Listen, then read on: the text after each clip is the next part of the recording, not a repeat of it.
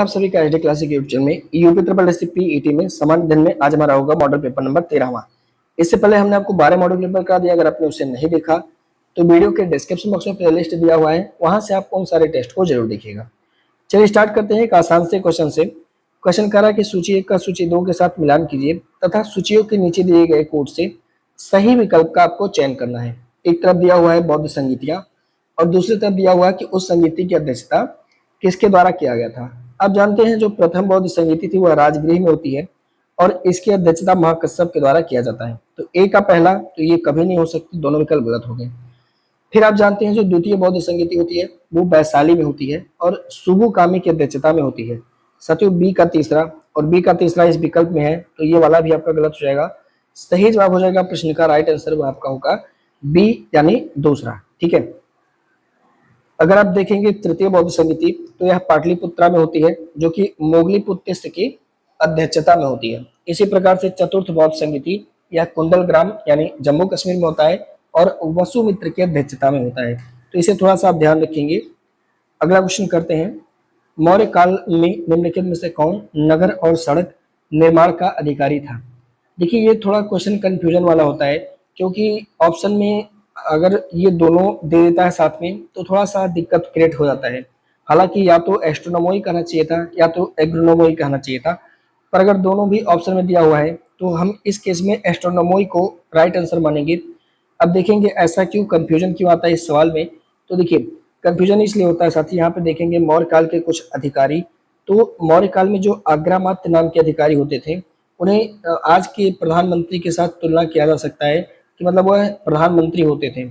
चंद्रगुप्त मौर्य की अगर आप बात करेंगे तो चंद्रगुप्त मौर्य और बिंदुसार, चंद्रगुप्त मौर्य और बिंदुसार इन दोनों लोगों ने अपना जो अग्रामात्य है वह विष्णुगुप्त या चाणक्य को बनाया था।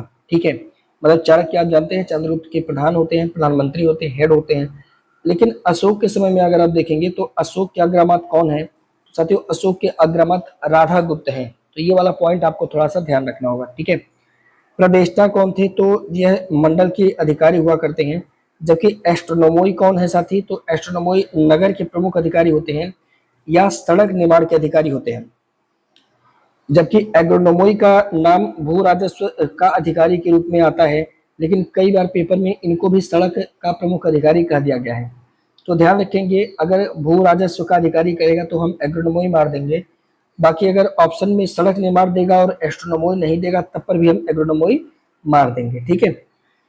रज्जुक कौन था साथियों, तो आप जानते हैं उस समय जनपद का जिसे हम आहार या विषय कह सकते हैं उसका प्रमुख अधिकारी जो था वह रज्जुक के नाम से जाना जाता था मौर्य काल में। ठीक है। अगला सवाल करते हैं। क्वेश्चन कर रहा है कि निम्नलिखित कथनों पर विचार कीजिए और नीचे दिए गए कोड से सही विकल्प का चयन करिए। ठीक है, सही विकल्प आपको चुनना है। कह रहा है कि आंध्र सातवाहन वंश की राजधानी प्रतिष्ठान थी। तो बिल्कुल सही है। आप जानते हैं इस वंश का संस्थापक कौन है, तो आपको सर आंध्र सातवाहन वंश का संस्थापक सिमुग नाम का व्यक्ति था और इसने अपनी राजधानी प्रतिष्ठान बनाई हुई थी। नासिक अभिलेख में गौतमीपुत्र सातकर्णी की एकमात्र ब्राह्मण कहा गया है, यानी जो ये गौतमीपुत्र सातकर्णी है उसको एक छत्र ब्राह्मण या एकमात्र ब्राह्मण कहा जाता है।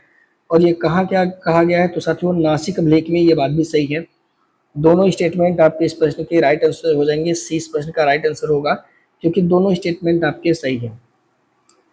देखिए आंध्र सातवाहन वंश आप जानते हैं सिमुक इस वंश का संस्थापक है और राजधानी क्या बनाई है, प्रतिष्ठान। आंध्र सातवाहन वंश के लोग कहाँ पे विस्तृत है, तो आप जानते हैं यह महाराष्ट्र और आंध्र में विस्तृत है। पुराणों में इस वंश को क्या कहा गया है, आंध्र कहा गया है।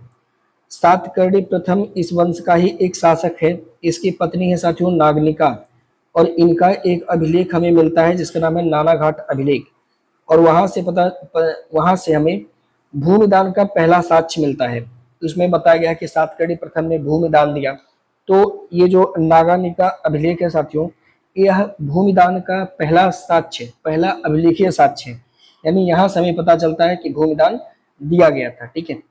इसी में ही इसी वंश का एक शासक है हाल ने एक किताब लिखी है साथियों, इसका नाम है गाथा सप्तशती और यह प्राकृत भाषा में लिखा गया है, इसे ध्यान रखिएगा। इसमें हाल की प्रेम गाथाओं का वर्णन किया गया है। जिस समय हाल गाथा सप्तशती लिख रहे हैं उस समय एक और व्यक्ति आते हैं सर्ववर्मन और इन्होंने एक किताब लिखा जिसका नाम है कांतांत्र। तो ये प्रश्न तो आपसे डायरेक्ट पूछता है कि कांतांत्र के लेखक कौन है, तब जवाब आप दे दीजिएगा सर्ववर्मन है। और इनकी पुस्तक किस भाषा में लिखी गई है, तो इनकी पुस्तक संस्कृत भाषा में लिखी गई है। ठीक है। नासिक अभिलेख की बात करेंगे, जो कि गौतमीपुत्र सातकर्णी की मां का अभिलेख है साथियों। तो इसमें नासिक अभिलेख में गौतमीपुत्र सातकर्णी को एकमात्र ब्राह्मण या एक छत्र ब्राह्मण या एक राट भी कह सकता है, पेपर में एक राट ब्राह्मण कहा गया है। तो अगर आपसे सवाल मान लीजिए पूछे एग्जामिनर कि एक छत्र ब्राह्मण किसे कहते हैं, तो आपका जवाब होगा गौतमीपुत्र सातकर्णी। और ऐसा सवाल पेपर में कई बार पूछा जा चुका है। और कहे कि किस अभिलेख में कहा गया, तो आपका जवाब होगा नासिक अभिलेख में ये वाली बात कही गई है। अगला सवाल कह रहा है साथियों कि निम्नलिखित कथनों पर विचार कीजिए और नीचे दिए गए कोड से सही विकल्प का चयन कीजिए। कह रहा है कि अलाउद्दीन खिलजी पहला मुस्लिम शासक है जिसने दक्षिण भारत के राज्यों को जीता। दक्षिण भारत में होयसलों ने अलाउद्दीन खिलजी की अधीनता को स्वीकार नहीं किया था। अब देखिए, यहाँ ध्यान देने वाली बात है साथियों, ये बात बिल्कुल सही है कि अलाउद्दीन खिलजी पहला शासक है जो दक्षिण भारत के राज्यों को जीतने की कोशिश कर रहा है। लेकिन दक्षिण भारत के राज्यों में होयसल नहीं थे साथियों। होयसल तो मतलब अधीनता स्वीकार कर लेते हैं, लेकिन जो वहां पे पांड्य राज थे इन्होंने अधीनता स्वीकार नहीं किया हुआ है। तो यहाँ पे होना चाहिए था पांड्य राज्य, जो कि होयसल दे करके इस वाले विकल्प को गलत बना दिया गया है। तो इस प्रकार सही जवाब आपका हो जाएगा प्रश्न में कौन सा, ए, यानी पहला हो जाएगा आपका साथियों राइट आंसर। ठीक है, समझेंगे। अब जानते हैं अलाउद्दीन खिलजी पहला मुस्लिम शासक है। कह सकते हैं कि अलाउद्दीन खिलजी दक्षिण भारत पर आक्रमण करने वाला पहला शासक है साथियों। इसका दक्षिण का अभियान धन प्राप्ति के लिए था। देखिए, आप जानते हैं जो अलाउद्दीन खिलजी था वह दो तरफ आक्रमण करता है। एक तो उत्तर भारत में मेवाड़, मालवा ये सब क्षेत्र को जीतता है। तो वहां पे जब ये आक्रमण करता है तो उसकी नीति है साथियों साम्राज्य विस्तार। तो उत्तर की तरफ अगर आपसे पूछेगा कि उत्तर की तरफ अलाउद्दीन खिलजी के आक्रमण का क्या कारण है, तो साम्राज्य विस्तार करना चाहता है। जो भी क्षेत्र को जीतता है वह अपने वहां मिला लेता है। जैसे गुजरात को 1303 में जीता तो अपने राजधानी में मिला लिया। लेकिन दक्षिण भारत के राज्यों को जीतने का क्या उद्देश्य है, तो दक्षिण भारत के राज्यों को जीतने का उद्देश्य साथियों धन लूटना। क्या उद्देश्य था, धन लूटना। तो इस बात को ध्यान रखिएगा, धन की प्राप्ति करने के उद्देश्य से वह दक्षिण भारत में आक्रमण करेगा। ऑप्शन ऐसे करके आपसे पूछ सकता है, तो ध्यान रखिए। इसी का ही एक दास है जिसका नाम साथियों मलिक काफूर, जिसे 1000 दिनार देकर के खरीदा था अलाउद्दीन खिलजी 1303 में जब ये अपना गुजरात अभियान कर रहा था। यह इसका एक हिजड़ा दास था जिसकी मदद से ही हिजड़ा दास थे जिसकी मदद से यह दक्षिण भारत में विजय कर पाता है। तो मलिक काफूर को आप थोड़ा याद रखिएगा। दक्षिण भारत में अभी आपने देखा किस प्रकार से पांड्य शासकों ने यानी पांड्य राजाओं ने अलाउद्दीन खिलजी के अस्वीकार मतलब इसकी अधीनता को स्वीकार नहीं किया हुआ है, क्योंकि पांड्य राजा भाग चुके थे। ठीक है, अगला पकड़े ही नहीं गए। निम्नलिखित में से किस संत या महात्मा का जन्म प्रयागराज के जनपद में हुआ है। अब देखिए, इनमें जो साथियों आप जानते हैं रामानंद जी का जन्म वह प्रयागराज में हुआ है। तो इस प्रकार करेक्ट आंसर हो जाएगा आपका बी, इस प्रश्न का राइट आंसर। ठीक है, अब देखेंगे थोड़ा सा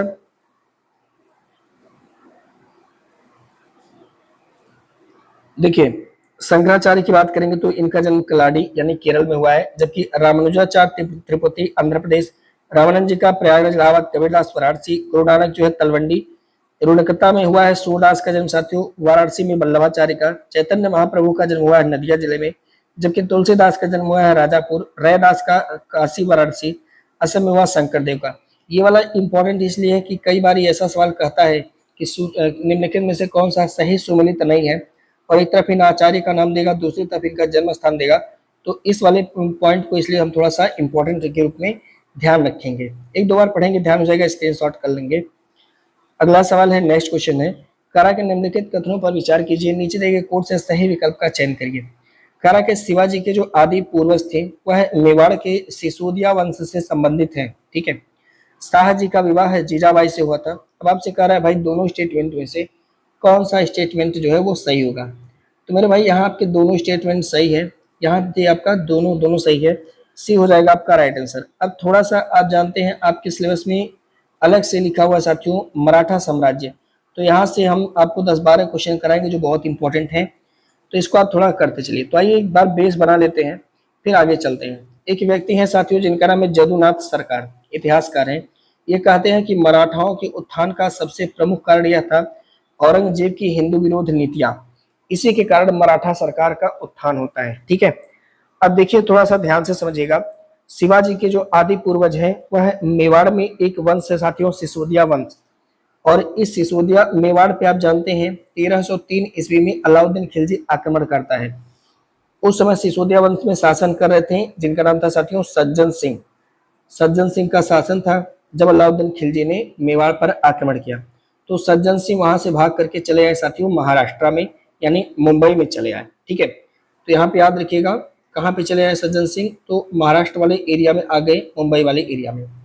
तो सज्जन सिंह के बाद इनकी पांचवी पीढ़ी, अब सोचिएगा 5 पीढ़ी तक बढ़ता गया, समय आ जाएगा साथियों 1600 तक का। इन यहाँ पर एक शासक हुए जिनका नाम है साथियों उग्रसेन। तो जाहिर सी बात है उग्रसेन का संबंध भी सिसोदिया वंश से ही था। ठीक है, ये सज्जन सिंह की 5वीं पीढ़ी है। अब देखिएगा उग्रसेन जो है साथियों, इनके 2 पुत्र होते हैं। यहाँ पे आपको थोड़ा सा ध्यान रखना है, याद नहीं करना है, इनको थोड़ा ध्यान रखिएगा। उग्रसेन के 2 पुत्र हैं, एक जन का नाम है साथियों कर्ण सिंह और एक जन का नाम था शुभकर्ण। कर्ण सिंह और शुभकर्ण। अब यहाँ कर्ण सिंह को आप भूल जाइए, शुभकर्ण के जो वंशज होते हैं इन्हें भोसलों के नाम से जाना गया। अभी आप देखेंगे साहू जी भोसले हो गए या शिवाजी भोसले होंगे, तो शुभकर्ण के वंशज हैं कौन, कहलाए भोसले कहलाए। थोड़ा सा ध्यान रखिएगा। ठीक है, अब फिर शुभकर्ण के साथियों याद रखेंगे 2 लड़के होते हैं। ठीक है, शुभकर्ण के कितने लड़के हुए, तो यहाँ पे ध्यान रखना होगा शुभकर्ण के साथियों फिर से 2 लड़के हुए। देखिए शुभकर्ण को याद रखिएगा, कर्ण सिंह को छोड़ दिया हमने। ठीक है, कौन कौन 2 लड़के होते हैं, एक जन का नाम है साथियों मालो जी। ठीक है, एक जन का नाम है मालो जी, एक जन का नाम साथियों बिठो जी। ठीक है, तो अब बिठो जी को भी आप यहाँ छोड़ दीजिए, मालो जी को लेकर के हम आगे बढ़ते हैं, क्योंकि मालो जी से जन्म होता है साथियों शाह जी का। मालो जी से किसका जन्म होता है, शाह जी का। ठीक है, तो मालो जी से जन्म किसका हुआ, शाह जी का। कब जन्म होता है, 15 मार्च 1590 में शाह जी का जन्म हुआ साथियों, और यह मालो जी के पुत्र हैं। अब थोड़ा सा ध्यान रखना होगा, शाह जी का जन्म किससे हुआ है, तो मालो जी से हुआ है साथियों। ठीक है, अब देखिए शाह जी का होता क्या है आगे चल के साथियों, 5 नवंबर 1605 को जीजाबाई से विवाह हो जाता है। तो शाह जी का विवाह किसके साथ होता है, तो जीजाबाई के साथ। कब हुआ है, 5 नवंबर 1605। और शाह जी और जीजाबाई से एक बच्चे का जन्म होता है जिसका नाम साथियों है शिवाजी। सीनेर के किले में इनका जन्म होता है शिवाजी का। तो उम्मीद करते हैं अब आपको समझ में आ गया होगा। शिवाजी की माता का नाम है जीजाबाई, जबकि इनकी पिताजी का नाम है साथियों शाह जी। और 10 अप्रैल 1627 ईस्वी को शिवाजी का जन्म होता है शिवनेर के किले में। इनकी माता है साथियों जीजाबाई। अब हम शिवाजी से आगे की घटना आपको नेक्स्ट वाले पार्ट में करवाएंगे, यानी सितंबर 14 में करवा देंगे। कोशिश करेंगे शिवाजी को हम 14 में खत्म कर दें। ठीक है, भले ही थोड़ा एक्सप्लेनेशन लंबा हो जाएगा। अगला प्रश्न है, बंगाल में स्तंभधारी बंदोबस्त या अस्थाई बंदोबस्त की शुरुआत कब की गई थी।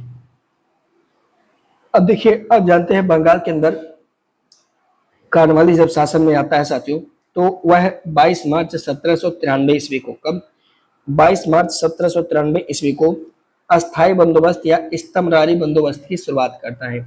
तो इस प्रकार से सही जवाब हो जाएगा प्रश्न का कौन सा, डी हो जाएगा साथियों आपका राइट आंसर। ठीक है, देखिए अब जानते हैं कि 1774 में जब पीट्स इंडिया एक्ट आता है, तो उस समय कहा गया कंपनी को कि आप बंगाल में अस्थाई भूमि का प्रबंधन करें। 1774 के पीट्स इंडिया एक्ट में बंगाल में अस्थाई मतलब भूमि की बंदोबस्त करने की बात ईस्ट इंडिया कंपनी से कही गई थी। इसी संदर्भ में आप जानते हैं 1786 में आगे चल के रेवेन्यू बोर्ड की स्थापना होती है बंगाल में। तो बंगाल में रेवेन्यू बोर्ड कब बनाते हैं, 1786 के अंतर्गत बनाते हैं। फिर आगे चल के 1792 में आ जाता है लॉर्ड कॉर्नवालिस बंगाल का गवर्नर जनरल। तो इसने 22 मार्च 1793 ईस्वी को 10 वर्ष के लिए, ठीक है, बंगाल में अस्थाई बंदोबस्त या स्तंभधारी बंदोबस्त की शुरुआत की। इसमें जो है साथियों भूमि का राजस्व तय था। ठीक है, भू राजस्व सदैव के लिए यहाँ पे निर्धारित कर दिया गया था। और किसके साथ किया गया था, तो साथियों यहाँ पर ये जो करार है वह जमींदारों के साथ किया गया। और जमींदारों से कहा गया कि साहब आप भूमि के मालिक हैं, आप जो है टैक्स ला करके समय पर जमा कर दीजिएगा। ठीक है, इस व्यवस्था में 10/11 भाग सरकार को रखना था और 1/11 भाग जमींदारों को रखना था। इसमें साथियों जमींदार बहुत धनवान हो गए और कंपनी को बहुत ज्यादा नुकसान होता था, क्योंकि जमींदार किसानों से खेती करवाते थे और जबरन वसूली करते थे। तो इस प्रकार से वह धनवान होते गए और कंपनी जो है वो धीरे धीरे बर्बाद होती गई। तो अस्थाई बंदोबस्त बहुत चला नहीं। ठीक है, अगला क्वेश्चन कर रहा है कि जेम्स ऑगस्ट हिक के द्वारा प्रथम समाचार पत्र कब प्रकाशित किया गया था। तो आप जानते हैं जे ए हिक्की भारत में पहला समाचार पत्र लाते हैं साहिब 1780 में लाते हैं साहिब। कब? 1780 में। तो ए हो जाएगा प्रश्न का राइट आंसर, यानी पहला हो जाएगा आपका सही जवाब। ठीक है, देखिए अगर हम बात करेंगे जेम्स ऑगस्ट हिस्ट्री की, तो प्रथम समाचार पत्र इनका है द बंगाल गजेट, या जिसे हम द कलकत्ता जनरल एडवर्टाइजर भी कह सकते हैं, जिसे इन्होंने प्रकाशित किया था। अब इसमें कंपनी की आलोचना थी, कई लोग की आलोचना थी, जिस कारण से इसे साथियों बंद भी कर देना पड़ा था। पर आया था 1780 में भाई है। ठीक है, अब सवाल आता है कि किस भारतीय द्वारा, नहीं नहीं, एक व्यक्ति है साथियों गंगाधर भट्टाचार्य, भट्टाचार्य होना चाहिए, गंगाधर भट्टाचार्य, यह पहले ऐसे भारतीय हैं जो इनके द्वारा साथियों अंग्रेजी में मतलब समाचार पत्र प्रकाशित किया गया था, जिसका नाम था बंगाल गजेट। ये बात बिल्कुल सही है, लेकिन अगर आपसे पूछेगा कि मतलब पहले भारतीय कौन थे, तो किस भारतीय द्वारा यहाँ किस होना चाहिए था, या ऐसे क्वेश्चन ही नहीं करना चाहिए था। अंग्रेजी में प्रकाशित समाचार पत्र गंगाधर भट्ट का साप्ताहिक बंगाल गजेट था। ठीक है, पहले ऐसे भारतीय थे जिनके द्वारा ऐसा प्रकाशन किया गया है। इस पॉइंट को हम सही करवा देंगे। सोम प्रकाश की बात करेंगे तो इसके सोम प्रकाश के संस्थापक हैं, ये पत्रिका है साथियों सोम प्रकाश, जिस जो है क्रिस्टोफल दास। ठीक है, तो क्रिस्टोदास पाल, या क्रिस्टोफल दास भी लोग बुलाते हैं, तो क्रिस्टोदास पाल यह जो है सोम प्रकाश के संस्थापक हैं। अब इम्पोर्टेंट क्यों है? क्योंकि इन्हें भारतीय पत्रकारिता का राजकुमार कहा जाता है। तो अगर आपसे कहे कि भारतीय पत्रकारिता का राजकुमार कौन किसे कहा जाता है, तो क्रिस्टोदास पाल को कहा जाता है। मोतीलाल नेहरू मोतीलाल घोष के द्वारा 1868 ईस्वी में अमृत बाजार पत्रिका का प्रकाशन किया गया। ये सवाल पेपर में कई बार पूछा जा चुका है, इसीलिए इसको थोड़ा सा आपको ध्यान रखना होगा। अगला, बंगाल में क्रांतिकारियों का प्रथम गुप्त संगठन अनुशीलन समिति का गठन निम्नलिखित में से किसके द्वारा किया गया था? साथियों, अनुशीलन जो कमेटी है यह ज्ञानेंद्र कुमार वसु के द्वारा, ज्ञानेंद्र नाथ वसु के द्वारा इसकी स्थापना होती है। अनुशीलन समिति की, वो भी कहाँ पे? बंगाल में। थोड़ा सा इसे याद रखेंगे साथियों। ठीक है, सी हो जाएगा आपका राइट आंसर, यानी सही जवाब। देखिए अब हम बात करते हैं 1902 में बंगाल में अनुशीलन समिति बनाई जाती है। आगे चल के यह समिति साथियों कई सारे काम करेगी, और बंगाल के अंदर ज्ञानेंद्र नाथ बसु के द्वारा इसकी स्थापना की गई। लेकिन अगर आपसे पूछे कि कलकत्ता में, डायरेक्ट हालांकि ये भी बंगाल में ही है, कलकत्ता में अनुशीलन समिति का गठन तो पी मित्र के द्वारा किया गया, तो ये भी विकल्प में नाम आ सकता है। भाई अनुशीलन समिति को लेकर के पूरे देश में कंफ्यूजन है, तो मैं कोई अलग अलग का आदमी नहीं हूँ, क्योंकि अनुशीलन कमेटी कई बार बजा देता है क्वेश्चन यहाँ पे, लेकिन सबका नाम आपको ध्यान रखना होगा। देगा कोई एक नाम, चाहे ज्ञानेंद्र नाथ बसु चाहे पी मित्र। ठीक है, अब देखिए पी, अगर यहाँ पे देखा जाएगा तो जो पी मित्र के द्वारा अनुशीलन समिति बनाई गई थी उसके दो लोग हैं, जतेंद्र नाथ बनर्जी और वरिंद्र कुमार घोष। इनका संबंध कलकत्ता में अनुशीलन समिति से था, और यह जो समिति थी साथियों वह अपने अनुयायियों को शारीरिक और नैतिक शिक्षा प्रदान करती थी। यानी यह एक क्रांतिकारी संगठन थी, जैसे इसमें आरएसएस वाले करवाते हैं, कुदाते रहते हैं सिर्फ। ठीक है, अब यहाँ पे ध्यान रखना होगा, हेमचंद्र कानूनगो ने राजनीतिक एवं सैन्य प्रशिक्षण प्राप्त करने के लिए विदेश की यात्रा की है। तो ये डायरेक्ट क्वेश्चन पूछता है कि कौन राजनीतिक और सैन्य प्रशिक्षण के लिए विदेश तक की यात्रा किए हुए हैं, तो जवाब होता है हेमचंद्र कानूनगो। इनका नाम ध्यान रखिएगा, पेपर में आते रहते हैं। अप्रैल 1906 में वरिंद्र कुमार घोष और भूपेंद्र नाथ दत्ता ये दोनों लोग मिलकर के युगांतर नामक पत्रिका रिलीज करते हैं। ये बात भी हमारे लिए बहुत जरूरी है, इसको आप थोड़ा सा ध्यान रखिएगा। युगांतर पत्रिका के संपादक में दो लोग का नाम आएगा, एक जन का नाम है वरिंद्र कुमार घोष और एक जन का नाम है भूपेंद्र नाथ। अगला सवाल है दोस्तों, साइमन कमीशन के संदर्भ में निम्नलिखित कथनों पर विचार कीजिए। कहा कि 3 फरवरी 1928 को यह कमीशन बॉम्बे पहुंचा, बिल्कुल सही है। 17 नवंबर 1928 ईस्वी को कमीशन के विरोध के दौरान लाला लाजपत राय जी की मृत्यु हो गई। आप जानते हैं बिल्कुल दोनों स्टेटमेंट सही है, 17 नवंबर 1928 को ही राय जी की मृत्यु होती है। तो इस प्रकार सही जवाब हो जाएगा आपका सी। सर दोनों के दोनों विकल्प आपके क्या है? सही है साथियों, तो सी हो जाएगा आपका राइट आंसर। ठीक है, देखिए हम बात करेंगे साइमन कमीशन। तो आप जानते हैं 8 नवंबर 1927 को जॉन साइमन की अध्यक्षता में भारतीय विधिक आयोग का गठन किया गया था, जिसका उद्देश्य था 1919 के अधिनियम की जांच करना। ठीक है, आयोग का उद्देश्य क्या था कि भारत में जो प्रशासनिक सुधार हुए, एडमिनिस्ट्रेटिव रिफॉर्म हुए, उसके सुधार की जांच करना। और इस आयोग में 7 के 7 सदस्य थे और सातों के सातों सदस्य साथियों श्वेत थे, यानी इसमें कोई भी भारतीय सदस्य शामिल नहीं था। इस कारण से इसका जो है पूरी तरह से विरोध किया जाता है। ठीक है, बात करेंगे जॉन साइमन की, तो यह साथियों उदारवादी दल यानी लिबरल पार्टी के सदस्य हैं। 3 फरवरी 1928 ईस्वी को बात करेंगे तो साइमन कमीशन साथियों बॉम्बे पहुंचता है, जहां पर इसका पुरजोर विरोध किया जाता है। और यूसुफ मेहरली जी ने एक नारा दिया, गो साइमन गो, जिसे राय जी ने, लाला लाजपत राय जी ने बोला, कहा इसे। ठीक है, तो गो साइमन गो का नारा दिया गया साइमन कमीशन को लेकर के। इसी कमीशन के खिलाफ तो जन आंदोलन हुआ। जन आंदोलन का कारण ये था साथियों कि इसमें कोई भी भारतीय सदस्य नहीं था। इस कारण से जनता रुष्ट थी कि भारत के सदस्य तो होने चाहिए, तो भारतीय सदस्य नहीं होने की वजह से काफी सारे जन आंदोलन इसके खिलाफ होते हैं। इसी जन आंदोलन में आप देखेंगे लाहौर में उस समय आंदोलन कर रहे थे लाला लाजपत राय, और वहां पे गवर्नमेंट के द्वारा लाठीचार्ज करा दिया गया, जिस कारण से 17 नवंबर 1928 ईस्वी को अंततः लाला लाजपत राय जी का मृत्यु जख्मी होने के कारण से साथियों हो जाता है। ठीक है, अगला है निम्नलिखित नदियों को नदी बेसिन के अनुसार व्यवस्थित कीजिए। मतलब किसका नदी बेसिन कितना ज्यादा है उसी क्रम में आपको लगाना है। अब ये क्वेश्चन बड़ा रोचक है और बहुत इंपॉर्टेंट भी है, पेपर में आ जाएगा तो अच्छे अच्छे लोग का मतलब पसीना छूट जाएगा, सवाल नहीं कर पाएंगे। ठीक है, नए ट्रेंड का क्वेश्चन है, आ भी सकता है, कोई संभावना नहीं है कि नहीं आए, आ भी सकता है। ठीक है, थोड़ा सा ध्यान रखेंगे क्या ही जाता है। तो चलिए देखते हैं। तो आप जानते हैं गंगा, बड़ी गोदावरी, तो भैया गंगा तो सबसे बड़ी नदी है ना, तो पहले तो पहला वाला होगा, तो ये कभी नहीं हो सकते। फिर गंगा के बाद हमारे यहाँ सिंधु नदी आती है जो सबसे लंबी है। उसके बाद साथियों गंगा, बड़ी, गोदावरी। ठीक है, इसके बाद गोदावरी नदी आ जाएगा, याद रखिएगा। तो गोदावरी आ जाएगा, तो पहली बात तीसरा ये भी कभी नहीं हो सकता। अभी इन दोनों में लड़ाई है। ठीक है, तो गंगा, बड़ी, गोदावरी आपको याद होगा, गंगा और गोदावरी एक साथ हैं, तो गए गए आपको याद रखना होगा। ठीक है, इसके बाद आप जानते हैं, तो इसके बाद आता है साथियों कृष्णा, ब्रह्मपुत्र, महानदी। तो ये तीनों ऑप्शन में नहीं है, महानदी दिया हुआ है, तो 3 के बाद 4 आना चाहिए साथियों, क्योंकि कृष्णा नदी दिया हुआ है। ठीक है, कृष्णा नदी आ जाना चाहिए, गोदावरी बाद कृष्णा होता है साथियों, तो गोदावरी बाद कृष्णा, यानी 3 के बाद 2 आना चाहिए, तो 3 के बाद 2 यहाँ पे देख रखा है। इस प्रकार सही जवाब हो जाएगा प्रश्न का आपका सी, राइट आंसर। अब देखिए डिस्क्रिप्शन में देखिएगा ये नदियां हैं और इनका अफवाह क्षेत्र मत याद करना, पर इनका क्रम याद रखना, ये जरूरी नहीं है। ठीक है, गंगा नदी सबसे ज्यादा अफवाह क्षेत्र है, दूसरे नंबर पे सिंधु, फिर गोदावरी, फिर कृष्णा, ब्रह्मपुत्र, महानदी। तो कृष्णा, ब्रह्मपुत्र, महानदी, नर्मदा।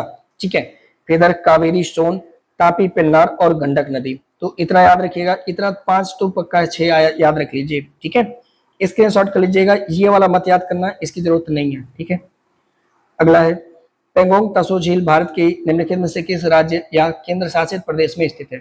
पेंगोंग तसो झील, तो साथियों आप जानते हैं पेंगोंग तसो झील यह लद्दाख में पड़ता है। ठीक है, पेंगोंग तसो झील लद्दाख में पड़ता है, तो इस प्रकार सही जवाब हो जाएगा प्रश्न का बी होगा साथियों आपका राइट आंसर। देखिएगा भारत की कुछ झील है जिन्हें आप याद कर लीजिएगा। आप जानते हैं बुलर झील जम्मू कश्मीर, डल झील जम्मू कश्मीर, जॉनसर जम्मू कश्मीर, मानसबल और अंचार झील, अंचार बहुत इंपॉर्टेंट है, ये जम्मू कश्मीर में है।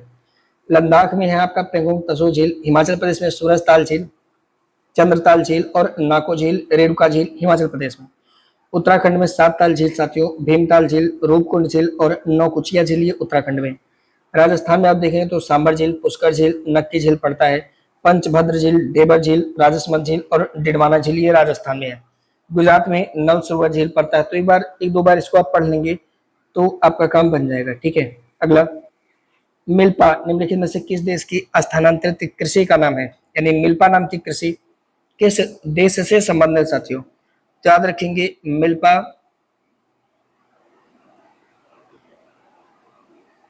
ठीक है बिल्कुल कहाँ पे होगा साथियों? तो युकाटन प्रांत में मिल्पा बोलते हैं स्थानांतरित कृषि को। तो बी हो जाएगा आपका राइट आंसर सही जवाब। मध्य अमेरिका भी कह सकते हैं, ग्वाटेमल, मैक्सिको, ये भी ऑप्शन में आ सकता है। मैक्सिको भी सही है, लेकिन अच्छा मिल्पा दिया हुआ है ना, युकाटन, ग्वाटेमल, ग्वाटेलूप नहीं होगा। ठीक है, मध्य अमेरिका कह सकते हैं, ग्वाटेमल कह सकते हैं, मैक्सिको दिया हुआ है ऑप्शन में साथियों। यहाँ पे कंफ्यूजन बन जाएगा क्योंकि युकाटन और मैक्सिको दोनों दे करके, क्योंकि ये दोनों सही हो जाएगा विकल्प में। मैक्सिको में भी इसको मिल्पा ही बोलते हैं, तो ए और बी दोनों इस प्रश्न का राइट आंसर आप बनाइए, ए और बी दोनों। ठीक है, देखते हैं एक्सप्लेनेशन में दिया हुआ होगा। देखिए यहाँ पे देखिए लिखा है युकाटेन, मध्य अमेरिका, मैक्सिको, ग्वाटेमल, ये देखिए मिल्पा। ठीक है, सही है, दोनों विकल्प सही थे। बरबेका, यहाँ पर मैक्सिको में बरबेका भी बोलते हैं, फिर ग्वाडेलूप में इचाली बोलते हैं। ठीक है, याद रखेंगे। फिर इसी तरह से साथियों दिनजुना बोलते हैं सुमात्रा द्वीप में। ठीक है, कोन को बोलते हैं वेनेजुएला और ब्राजील में, कैंगन बोलते हैं फिलीपींस में, चेन्ना ये याद रखिएगा बहुत ज्यादा इंपॉर्टेंट है, तमरई और टिवराल थाईलैंड में बोलते हैं, ये भी बहुत ज्यादा इंपॉर्टेंट है, थोड़ा सा ध्यान रखिएगा। ठीक है, अगला करते हैं, नेक्स्ट क्वेश्चन है निम्नलिखित में से कौन सा राज्य आम के उत्पादन में शीर्ष स्थान पे है। साथियों आम के प्रोडक्शन में हमारा उत्तर प्रदेश यह शीर्ष उत्पादक राज्य है 2023-24 के आंकड़ों के अनुसार माने तो ये हो जाएगा आपका प्रश्न का सही जवाब, यानी राइट आंसर। ठीक है, अब देखते हैं वर्ष 2023-24 के अनुसार कुछ फल को थोड़ा सा ध्यान रखिएगा, जैसे आम, तो सॉरी लीची देखिएगा तो बिहार में सबसे ज्यादा इसका प्रोडक्शन होता है, फिर पश्चिम बंगाल, फिर पंजाब, फिर उसके बाद झारखंड। आम में आप देखेंगे तो उत्तर प्रदेश का नंबर 1 प्रोडक्शन करता है ये, फिर उसके बाद आंध्र प्रदेश, बिहार, कर्नाटका। मशक मेलन में उत्तर प्रदेश का, फिर आंध्र प्रदेश, मध्य प्रदेश, पंजाब में। फिर तरबूज का देखेंगे तो साथियों उत्तर प्रदेश, आंध्र प्रदेश, तमिलनाडु में। फिर पपीते का आप देखेंगे तो गुजरात। जो पहले वाला है ना यही वाला याद करिएगा, क्योंकि आपसे ये नहीं पूछेगा क्रम से लगाओ, आपसे कहेगा लीची का सबसे ज्यादा प्रोडक्शन बिहार, आम का उत्तर प्रदेश, मशक मेलन उत्तर प्रदेश, तरबूज का उत्तर प्रदेश, पपीता गुजरात, अनानास का पश्चिम बंगाल। ये पहला वाला याद कर लीजिए, और कहीं अगर उत्तर प्रदेश बीच में आ जाए तो वही वाला ध्यान रखिए, बाकी सबको याद करने की जरूरत नहीं है साथियों। ठीक है, पहला वाला याद कर लीजिए, उतना काफी आपके लिए। अगला, राष्ट्रीय बागवानी बोर्ड का मुख्यालय कहाँ पर स्थित है। तो लगे हाथ तो सारा बोर्ड खत्म कर देते हैं। राष्ट्रीय बागवानी बोर्ड गुरुग्राम हरियाणा में इसका मुख्यालय पड़ता है। साथियों गुरुग्राम करेंगे, और गुरुग्राम कहाँ पे, तो साथियों गुरुग्राम के हरियाणा में यहाँ पे। ठीक है, तो इस प्रकार डी हो जाएगा प्रश्न का राइट आंसर। मसाला बोर्ड की बात करेंगे तो कोच्चि केरल में है, कॉफी बोर्ड बेंगलुरु में है, चाय बोर्ड कोलकाता में है, रबड़ बोर्ड कोट्टायम में, तंबाकू बोर्ड गुंटूर में है, राष्ट्रीय बागवानी बोर्ड गुरुग्राम हरियाणा में है, राष्ट्रीय मत्स्यिकी विकास बोर्ड हैदराबाद तेलंगाना में है, भारतीय अंगूर प्रसंस्करण बोर्ड पुणे यानी महाराष्ट्र में साथियों देखने को मिलता है। तो एक बार इसको याद कर लीजिएगा, पेपर में यहाँ से एक सवाल जो है बन सकता है, उम्मीद है। ठीक है, अगला प्रश्न है, कारक निम्नलिखित में से कौन सा कथन राज्यपाल की नियुक्ति के संबंध में सही है, राज्यपाल के अपॉइंटमेंट को लेकर के। तो अगर आप ध्यान रखेंगे तो कह रहा है कि वह भारत का नागरिक हो, ये बात तो बिल्कुल सही है। उसकी आयु राज्यपाल के लिए 35 वर्ष होती है, लोकसभा के लिए कितनी होती है, तो आप कहोगे सर 25 वर्ष होती है। राज्यसभा के लिए कितनी होती है, तो आप कहोगे सर राज्यसभा के लिए यह 30 वर्ष होती है। जबकि राज्यपाल के लिए कितना होगा सर, तो राज्यपाल के लिए साथियों 35 वर्ष होगा, बिल्कुल सही है। उसे राज्यसभा का सदस्य के रूप में चुनाव के लिए अर्ह होना चाहिए, मतलब चुनाव की योग्यता राज्यसभा का, यानी राज्यपाल के लिए क्या किसी साफ साफ कहा गया है कि उसका संबंध किसी भी पॉलिटिकल पार्टी से नहीं होना चाहिए, तो ये तो गड़बड़ हो जाएगा। तो ये वाला विकल्प आपका सही है कि ना तो वो राज्य विधानमंडल का सदस्य होगा और ना ही वो केंद्र का। तो सही जवाब हो जाएगा 1 और 2 दोनों, बी हो जाएगा आपका राइट आंसर, यानी सही जवाब। ठीक है, देखिए राज्यपाल आप जानते हैं भारतीय संविधान के अनुच्छेद 157-58 में दोनों में राज्यपाल के पद के लिए पात्रता दी गई है। नागरिक होगा, 35 वर्ष आयु होगा, वह ना तो संसद के किसी सदन का, चाहे राज्यसभा हो चाहे लोकसभा सदस्य होगा, और ना ही राज्य विधायिका का मेंबर होगा। ठीक है, किसी लाभ के पद पर भी नहीं होगा, अगर होगा तो उसे खाली करना पड़ेगा। राज्यपाल राज्य के जो विश्वविद्यालय होते हैं उनके कुलाधिपति भी होते हैं, कुलपति। यह राज्य की कार्यपालिका का प्रमुख होता है, और इसकी नियुक्ति कौन करता है, राष्ट्रपति करता है। इस पर चर्चा हमने बहुत बार किया हुआ है। अगला, अनुच्छेद 170 के अनुसार प्रत्येक राज्य की विधानसभा में सीटों की संख्या कितने से अधिक नहीं होनी चाहिए, राज्य विधानसभा में। तो आप जानते हैं साथियों अनुच्छेद 170 कहा गया है कि कम से कम 60 सीट होनी चाहिए। कुछ अपवाद स्वरूप राज्य हैं उनकी बात छोड़ दिए जहां पे 40 सीटें हैं, और मैक्सिमम कहा गया है कि 500 होनी चाहिए। तो मिनिमम 60 और मैक्सिमम जो है वो 500 होनी चाहिए, ऐसा आर्टिकल 170 में कहा गया। तो कितना अधिक होना चाहिए, 500 से ज्यादा नहीं होना चाहिए। डी हो जाएगा आपका इस प्रश्न का राइट आंसर। ठीक है, अब देखिए यहाँ पे आर्टिकल 170 के बारे में तो आपको पता चल गया होगा। इसमें कहा गया है कि जो राज्य की विधानसभा होगी उसमें कितने मेंबर रहेंगे, तो एक कहता है कि भाई 60 रहेंगे मिनिमम और 500 रहेंगे मैक्सिमम। 6 राज्य ऐसे हैं जहां विधानसभा के साथ साथ विधान परिषद भी है। कौन कौन से? एक तो आपका आंध्र प्रदेश, दूसरा बिहार, तीसरा महाराष्ट्र, चौथा कर्नाटका, पांचवा तेलंगाना और छठा उत्तर प्रदेश। तो ऐसे 6 राज्य आपसे कहेगा कि निम्नलिखित में से किन राज्यों में विधान परिषद नहीं है, तो मेरे भाई 6 के सिवा जितने और हैं 22 उनमें विधान परिषद नहीं है। ठीक है, तो यहाँ पे ध्यान रखिएगा, ये आपसे सवाल कर सकता है। ठीक है, साथ ही एक पॉइंट और ध्यान रखना, विधान परिषद ये अस्थायी सदन होता है और इसके सदस्यों का कार्यकाल 6 वर्ष का होता है। ठीक है, अगला है, निम्नलिखित में से कौन सा अनुच्छेद केंद्र शासित प्रदेशों में उच्च न्यायालयों के गठन से संबंधित है? यानी किसके तहत केंद्र शासित प्रदेशों में उच्च न्यायालय का गठन किया जाता है? तो याद रखिएगा साथियों, जो आर्टिकल 241 है भारतीय संविधान का अनुच्छेद 241, इसके तहत जो है केंद्र शासित प्रदेशों के उच्च न्यायालयों केंद्र शासित प्रदेशों में उच्च न्यायालय का गठन किया जाता है। तो पहला हो जाएगा प्रश्न का आपका राइट आंसर। देखिए अनुच्छेद 241 क्या कहता है? कहता है भाई संसद के पास ये शक्ति होगी। कौन सी शक्ति होगी? पहला, जो यूनियन टेरिटरी है, जो हमारे केंद्र शासित प्रदेश हैं, वहां पे यह सुप्रीम कोर्ट का गठन हाई कोर्ट का गठन करे।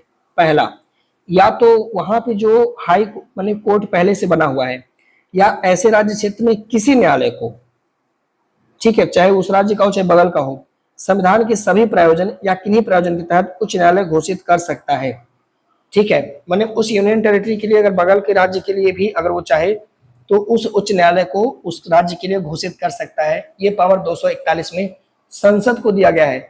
अब देखिए, आप जानते हैं छठी अनुसूची कहता है कि भाई यूनियन टेरिटरी के बारे में सारा रूल राष्ट्रपति बनाएंगे, पांचवी छठी कहता है ऐसा, पांचवी अनुसूची में ऐसा कहा गया। लेकिन अब यहाँ पे आप देखेंगे 241 कहा गया है कि नहीं, संसद जो है वह वहां पे न्यायपालिका का गठन कर सकता है। तो इसको थोड़ा ध्यान रखिएगा, कंफ्यूजन नहीं बनाइएगा। ठीक है, 219 में आप जानते हैं उच्च न्यायालय के न्यायाधीशों द्वारा शपथ या प्रतिज्ञान के बारे में बताया गया है। आप जानते हैं कि भारतीय संविधान का जो हमारा सर्वोच्च न्यायालय है वह भारतीय संविधान का संरक्षक है। और आप जानते हैं कि भारत का जो सर्वोच्च न्यायालय है अमेरिका के सुप्रीम कोर्ट की तरह एक फेडरल कोर्ट है, यानी परिसंघीय न्यायालय है साथियों, जो कि मूल अधिकारों का संरक्षक तथा संविधान का अंतिम व्याख्याकार भी है। तो मूल अधिकारों का संरक्षक कौन है? तो यहाँ पे ध्यान रखना होगा, संसद राष्ट्रपति नहीं है बल्कि उच्चतम न्यायालय है। इस पॉइंट को थोड़ा सा आपको ध्यान रखना होगा। अगला, भारतीय संविधान के किस अनुच्छेद में विशेष रूप से उल्लेखित किया गया है कि संघ की राजभाषा हिंदी और लिपि देवनागरी होगी? अब देखिए आर्टिकल 343 भाग 17 के बारे में आपने पढ़ाई होगा, तो इस प्रकार सही जवाब हो जाएगा प्रश्न का ए, यानी पहला होगा आपका यहाँ पे राइट आंसर साथियों। ठीक है, देखिए संविधान की भाग 17 के अनुच्छेद 343 1 के अनुसार संघ की राजभाषा हिंदी और लिपि क्या होगी साथियों? देवनागरी होगी। 1955 ईस्वी में श्री बीजी खीर की अध्यक्षता में प्रथम राजभाषा आयोग का गठन किया गया था।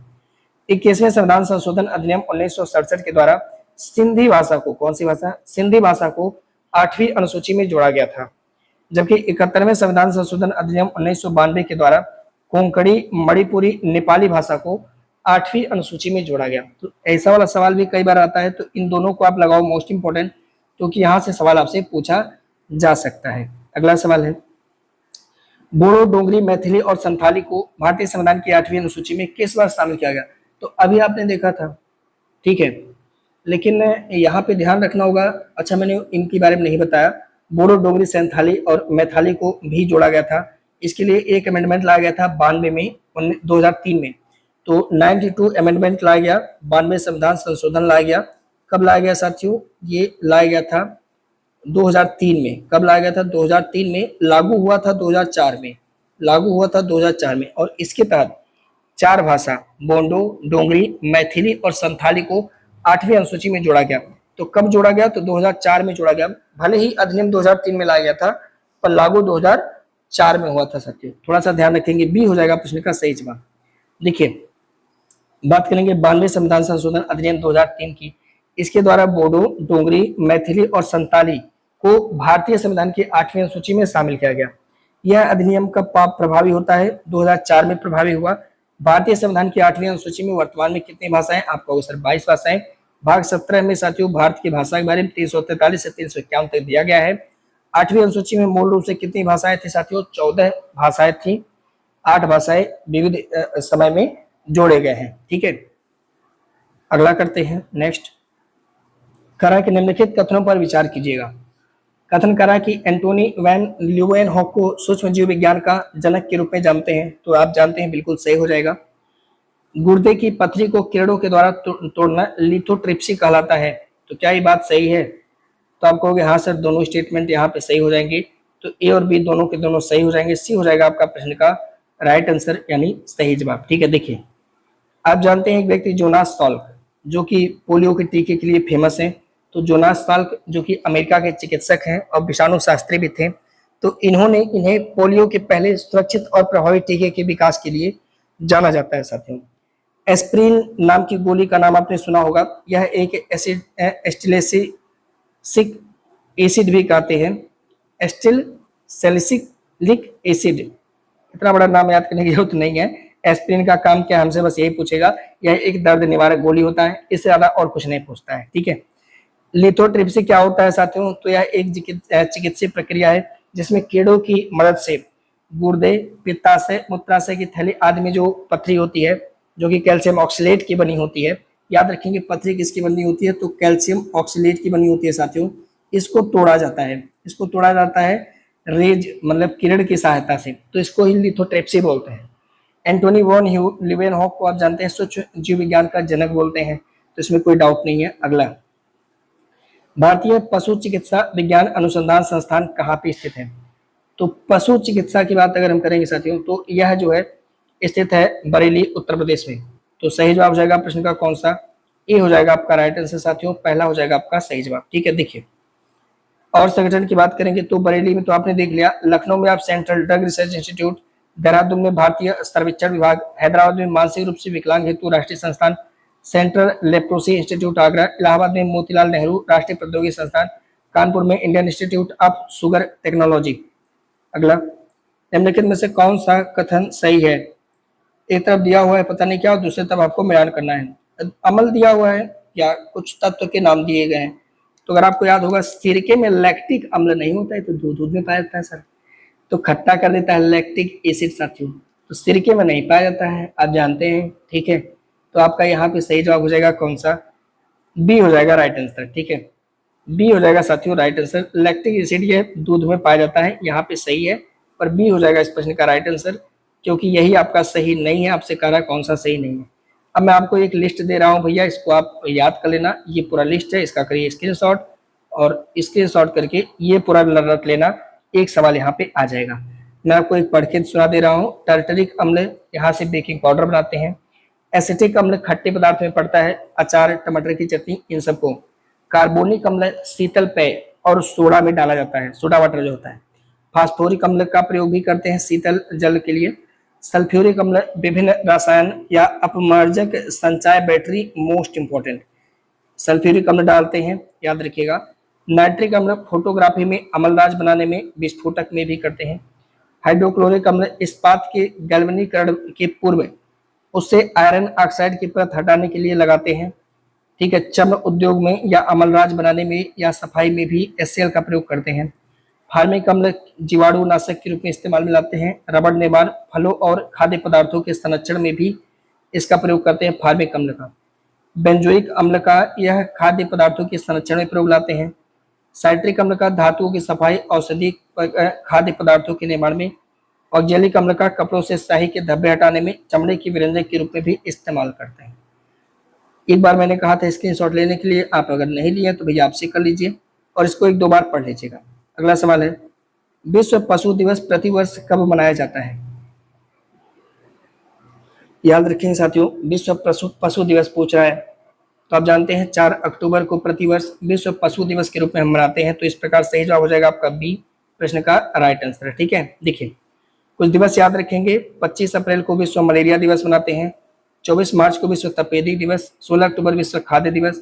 विश्व पशु दिवस 4 अक्टूबर। 14 नवंबर को विश्व मधुमेह दिवस। 1 दिसंबर एड्स दिवस मनाते हैं। 21 सितंबर को विश्व अल्जाइमर दिवस।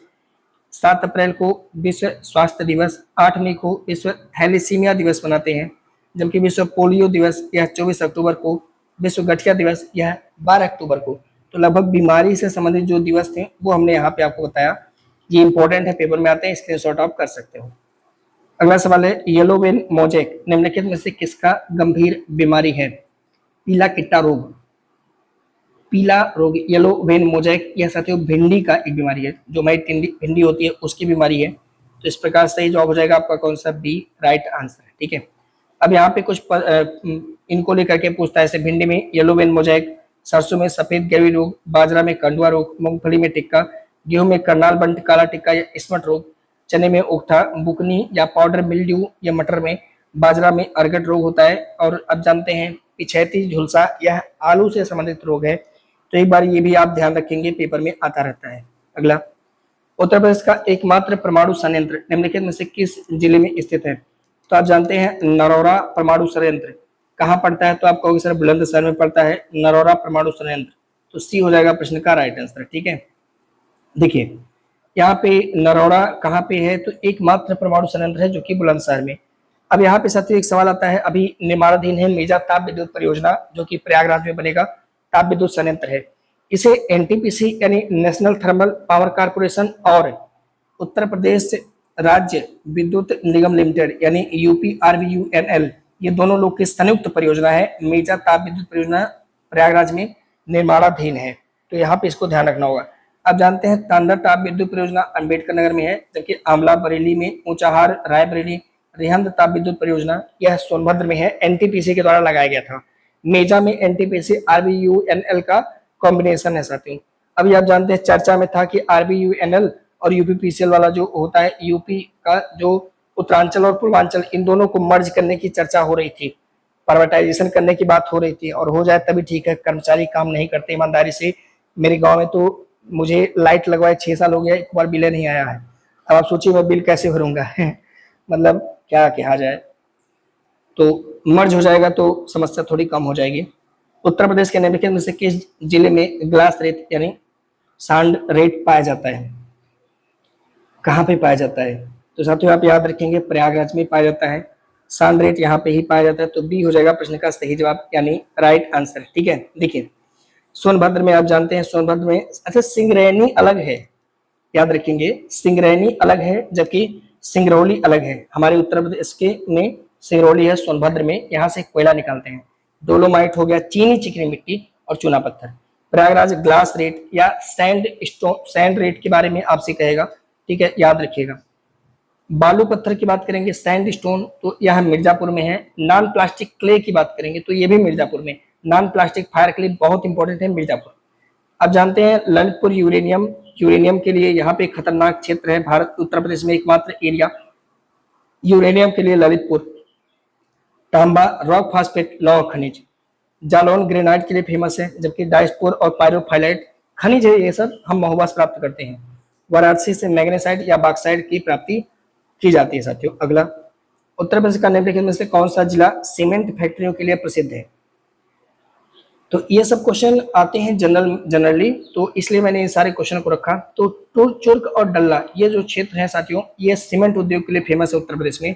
तो ये हो जाएगा आपका इस प्रश्न का राइट आंसर। देखिए बुलंदशहर चीनी मिट्टी की वस्तु के लिए फेमस है। मिर्जापुर भदोही और खमरिया कालीन उद्योग के लिए फेमस है। गोरखपुर रसायन उद्योग केमिकल इंडस्ट्री। आगरा मिट्टी का खिलौना है। चुर्क और डल्ला ये हमारे लिए बहुत इंपॉर्टेंट है, पेपर में हो सकता है आपसे इस बार पूछ ले। चुर्क और डल्ला यह सीमेंट फैक्ट्री के लिए है, तो इसे मोस्ट इंपॉर्टेंट आप लगाओ। प्रतापगढ़ तो आप समझ रहे वाला। बरेली में दिया सलाई सुरमा उद्योग और कत्था, तो दिया सलाई यह बरेली से संबंधित है। उद्योग की बात करेंगे अगर, तो यहाँ पे फर्नीचर उद्योग और बेत की छड़िया वड़िया भी है। मथुरा में आप जानते हैं पीतल की मूर्तियां, हस्तनिर्मित कागज उद्योग। लखनऊ व वाराणसी में गोटे का कार्य होता है। नजीबाबाद में साथियों प्लाईवुड का काम होता है।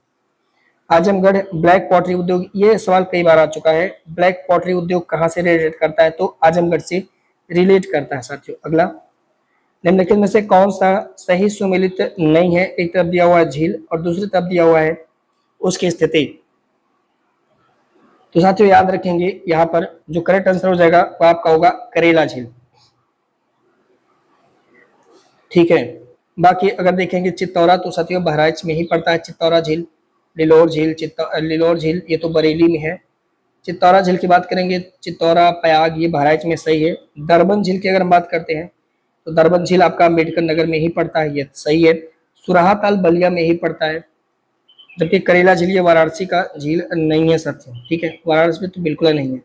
वाराणसी में औंधी ताल करके एक झील पड़ता है, ठीक है, औंधी ताल, औंधी ताल झील, ठीक है, औंधी ताल ये जो है बनारस का है। यहाँ सही हो जाएगा आपका डी। कह रहा है कौन सा सही नहीं है, तो डी हो जाएगा आपका राइट आंसर। यहाँ पे कुछ झील है उत्तर प्रदेश के जो याद करने के लायक है याद करना पड़ेगा, मजबूरी है। शाहजहांपुर में बड़ा ताल, देवरिया ताल कन्नौज, रामगढ़, रामगढ़ नहीं तो गोरखपुर पहुंच जाएंगे, रामताल मेरठ में, सागर ताल बदायूं, लिलौर बरेली, बेंती प्रतापगढ़, गौर झील रामपुर, बरुआ सागर झांसी में, अलवर झील कौसम्बी, चित्तौर या प्यांग झील यह पड़ता है आपका बहराइच में, ठीक है। फिर सुरहा ताल बलिया, ये बहुत इंपॉर्टेंट है। दरबन झील देखिए अम्बेडकर नगर में पड़ रहा है, ठीक है, दरबन झील कह रहा है साथियों अम्बेडकर नगर, सही है।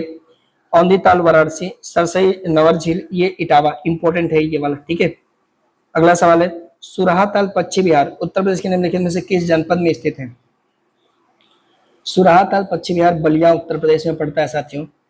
इसी को ही आप जानते हैं जयप्रकाश नारायण पश्चिम बिहार भी कहते हैं, सुरहा ताल को ही। तो ये बलिया में पड़ता है साथियों, कहाँ पे? बलिया में पड़ता है, उत्तर प्रदेश के बलिया में। तो इस प्रकार सही जवाब हो जाएगा प्रश्न का कौन सा? ए आपका हो जाएगा राइट आंसर, ठीक है। देखिए कुछ पश्चिम बिहार हैं, अंतिम है पश्चिम बिहार का, इससे पहले भी मैंने डिस्कस किया था। समान पश्चिम बिहार मैनपुर में है, मैनपुरी, वही मैनपुरी। पार्वती अर्गा गोंडा में है, जो बहुत ज्यादा चर्चा है क्योंकि अभी यहाँ पे रामसर सम्मेलन भी हुआ है, रामसर सम्मेलन भी हाल ही में किया गया है, तो साथियों ये बहुत ज्यादा इंपॉर्टेंट है। विजय सागर पश्चिम बिहार महोबा में है, पटना पश्चिम बिहार एटा, जयप्रकाश नारायण सुरहा ताल पश्चिम बिहार ये बलिया में, सुर सरोवर पश्चिम बिहार आगरा या इटावा, डॉक्टर भीमराव अंबेडकर पश्चिम बिहार ये प्रतापगढ़ में पड़ता है, शेखा झील यह अलीगढ़ में पड़ता है, ध्यान रखेंगे। अगला नेक्स्ट, नवीन गणना के अनुसार, ये इस सवाल को लगाइए, मोस्ट इंपोर्टेंट, पेपर में टपक रहा है ये सवाल। नवीन गणना के अनुसार भारत की तट रेखा की कुल लंबाई कितनी है? तो साथियों नवीनतम जो गणना हुई है इसके अनुसार 11,098 हो गई, जहां आप जानते थे 7,516 था, अब वहां से 11,098.81 किलोमीटर। और इस सवाल को लगाइएगा सर मोस्ट इंपोर्टेंट यानी कमिंग सून है ये सवाल, ये हो जाएगा प्रश्न का आपका सही जवाब, ठीक है। देखिए बात करेंगे तट रेखा को लेकर के, तो इनके तट रेखा की लंबाई 11,098 किलोमीटर अभी नवीनतम जनगणना, सॉरी नवीनतम गणना के अनुसार। पहले कितना था? 7,516.60। नई गणना में सर्वाधिक तटरेखा वाला राज्य, ये सवाल भी कई बार पेपर में आया और इस बार भी आ सकता है, गुजरात। उसके बाद दूसरे नंबर पे तमिलनाडु है, तीसरे नंबर पे आंध्र प्रदेश। ये अगर डाटा नहीं भी याद है चल जाएगा, पर जो है ये क्रम याद रखिएगा, गुजरात नंबर 1 पे इसकी तटरेखा, दूसरे नंबर पे तमिलनाडु, तीसरे नंबर पे आंध्र प्रदेश। यहीं पर केंद्र शासित प्रदेश में तो अंडमान निकोबार द्वीप समूह, इसका याद रखिएगा 3,083.50 किलोमीटर इसके तटरेखा की लंबाई है। अगला, हाल ही में सलीम बिन बिक्र को निम्नलिखित में से किस देश का प्रधानमंत्री अपॉइंट किया गया है, नियुक्त किया गया है? तो सलीम बिन बिक्र यह यमन के राष्ट्रपति, यमन के प्रधानमंत्री अपॉइंट किए गए। तो सही जवाब होगा साहिब आपका कौन सा? बी हो जाएगा साथियों प्रश्न का राइट आंसर, ठीक है।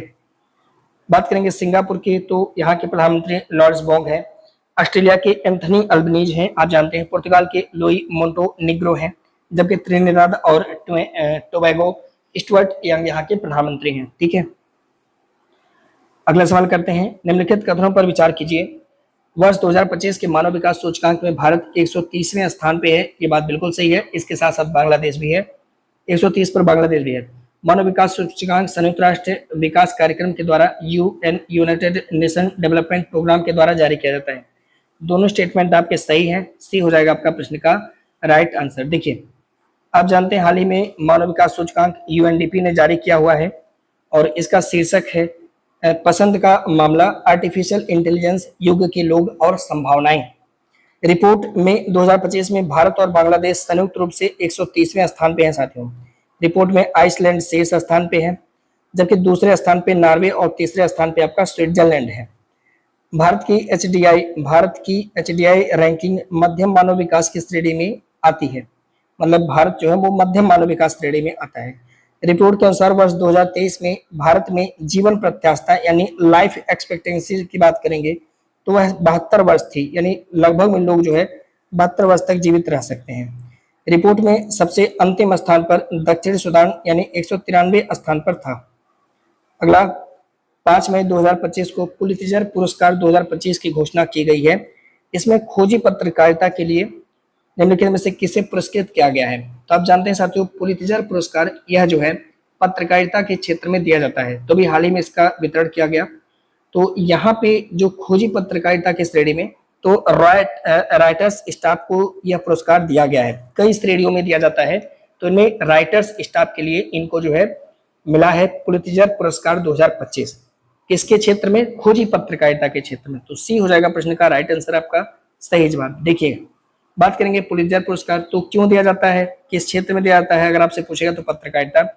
इस बार द न्यूयॉर्क टाइम को सबसे ज्यादा पुरस्कार दिया गया, यानी कई क्षेत्र में से पुरस्कार मिला।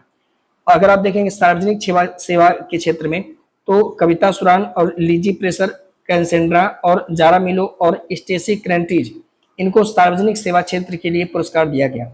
द वाशिंगटन पोस्ट एक संस्था है, ब्रेकिंग न्यूज रिपोर्टिंग के लिए इसको पुलित्जर पुरस्कार मिला साथियों। जबकि राइटर्स स्टाफ को खोज पत्रकारिता के लिए पुलित्जर पुरस्कार मिला। और भी लोग को मिला है जिनकी चर्चा आगे धीरे धीरे की जाएगी, पर इनको तो यार एटलीस्ट आप याद कर लो। राइटर्स स्टाफ को काहे मिला है? तो खोजी पत्रकारिता।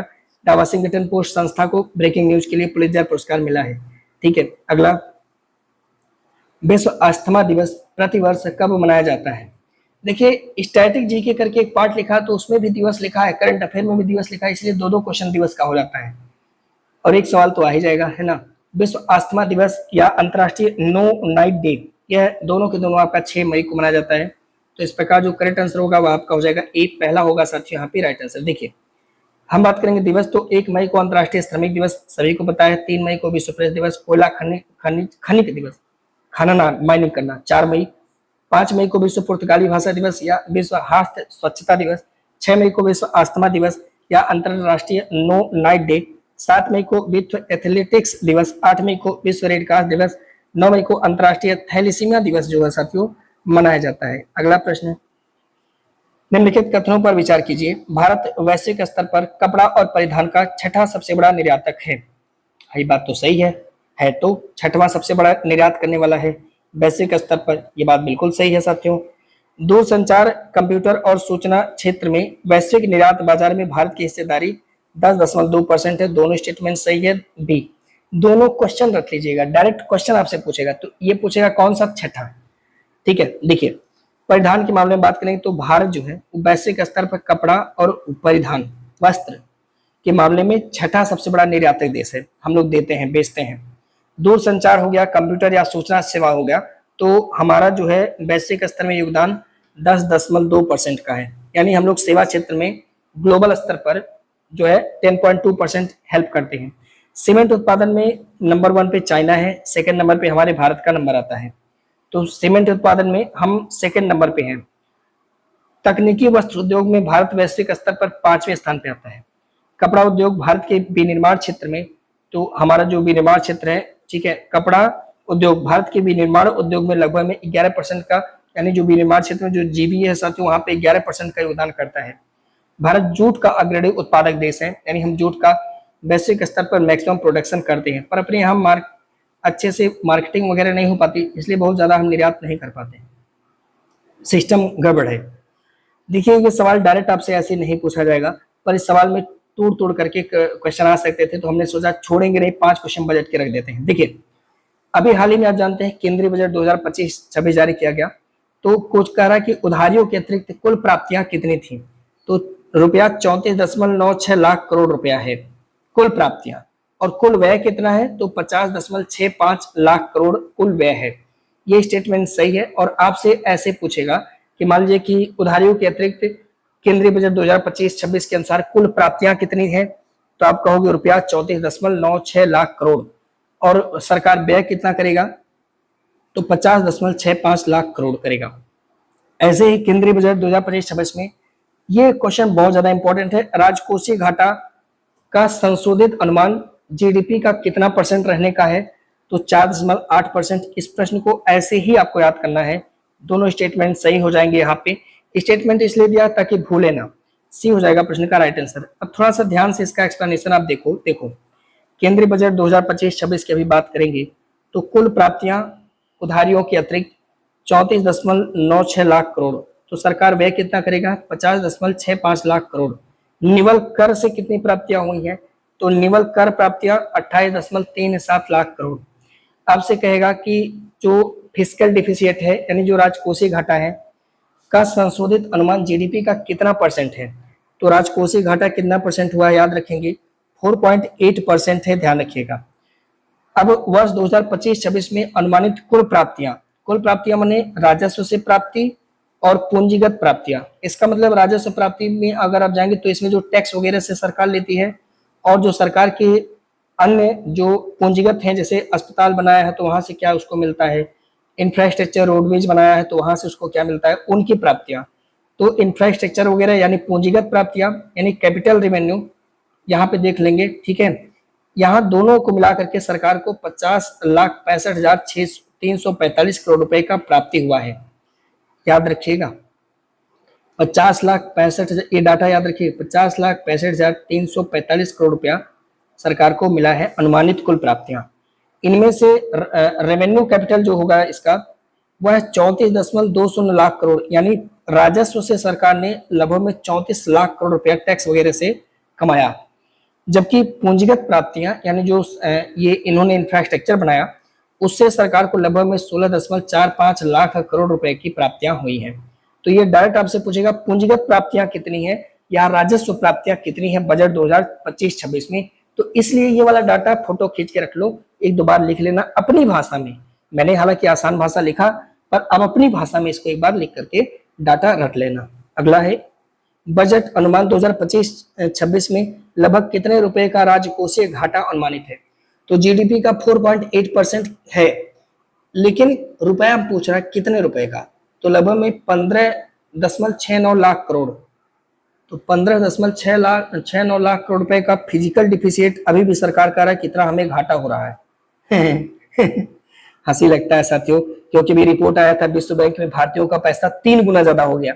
तो कैसे नहीं ज्यादा हो जाएगा जब इतना सब चल रहा है सिस्टम में, है ना। तो वही वाली बात है। देखिए बजट अनुमान 2025-26 में लगभग में 15.69 लाख करोड़ रुपए का अभी भी राजकोषीय घाटा चल रहा है, जो कि भारत के जीडीपी का 4.8% है। वर्ष 2025-26 हेतु प्रस्तावित बजट में लगभग में 5.24 लाख करोड़ रुपए का राजस्व घाटा। सोचिएगा अभी रेवेन्यू डिफिसिट कितना है, तो 5.24 लाख करोड़ रुपए, ठीक है, जो कि अनुमानित सकल घरेलू उत्पाद का यानी हमारी जो जीडीपी है उसका 1.5% है। यानी रेवेन्यू डेफिसिट देखिएगा तो लगभग में 5.24 लाख करोड़ जो है सरकार राजस्व घाटे में चल रही है। यह योजना बहुत इंपॉर्टेंट है, इस योजना को समझिएगा, प्रधानमंत्री धन धान्य कृषि योजना। तो इसे केंद्रीय बजट 2025-26 में अब की बार ही इसकी घोषणा सरकार ने की है, ये बात सही है।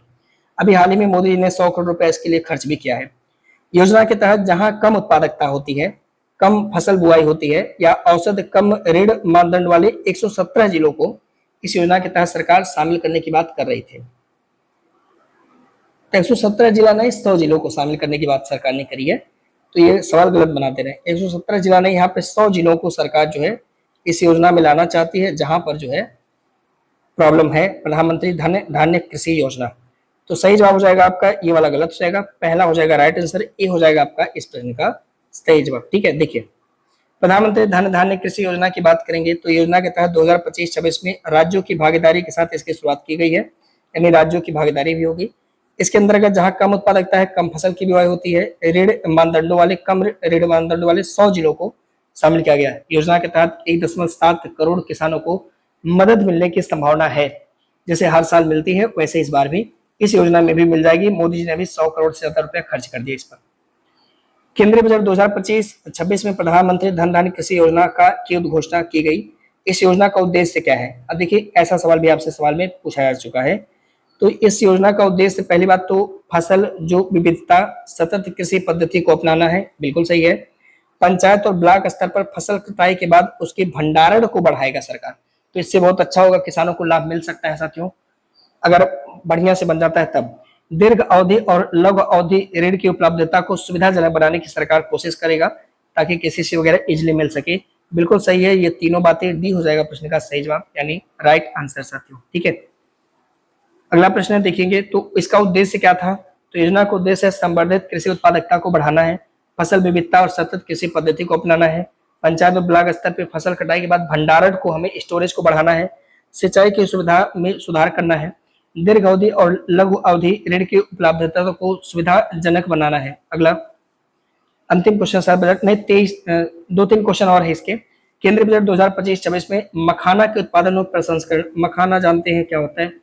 पता नहीं क्या होता है, आप देख लीजिएगा उसको, मतलब जो व्हाइट व्हाइट होता है ना, वो फूल करके डब्बे की तरह बन जाता है, खीर वगैरह में पड़ता है मखान सर, वही। मूल्य संवर्धन और विपणन में सुधार लाने हेतु निम्नलिखित में से किस राज्य में मखाना बोर्ड बनाने की बात की गई है? तो साथियों बिहार राज्य में मखाना बोर्ड बनाया जाएगा। सही जवाब हो जाएगा आपका प्रश्न का सी, राइट आंसर। मखाना के उत्पादन और इसके प्रसंस्करण, मूल्य संवर्धन और विपणन के सुधार के लिए बिहार राज्य में मखाना बोर्ड स्थापित करने की घोषणा 2025-26 के बजट में साथियों किया गया। दालों में आत्मनिर्भरता के लिए सरकार द्वारा 6 वर्षीय दलहनों में आत्मनिर्भरता मिशन की शुरुआत की गई। कब किया गया? तो पूछेगा 2025-26 के बजट में। इसी प्रकार 5 वर्षीय कार्यक्रम कपास उत्पादकता मिशन को भी सरकार ने लॉन्च किया है, ताकि कपास में भी हम प्रोडक्टिविटी बढ़ा सके। हालांकि कपास उत्पादन में आप जानते हैं भारत जो है शीर्ष पर है। अगला निम्नलिखित कथनों पर विचार कीजिएगा। कह रहा कि भारत मत्स्य उत्पादन और जलीय कृषि के क्षेत्र में विश्व भर में दूसरे स्थान में है, यानी हम मत्स्य से रिलेटेड और जलीय कृषि के मामले में वैश्विक स्तर पर सेकंड नंबर पे आते हैं। ये बात बिल्कुल सही है। किसान क्रेडिट कार्ड योजना 2001 में नहीं किया गया था। अब जानते हैं 1999 से 98-99 में केसीसी स्कीम लाया गया है। तो ये लाया गया 1998 या 99 में, ठीक है, 98 या 99, ये वाला गलत हो जाएगा, पहला हो जाएगा प्रश्न का सही जवाब। देखिए साथियों, हम यहाँ पे बात करेंगे तो भारत मत्स्य उत्पादन और जलीय कृषि के क्षेत्र में दूसरा सबसे बड़ा उत्पादक देश है।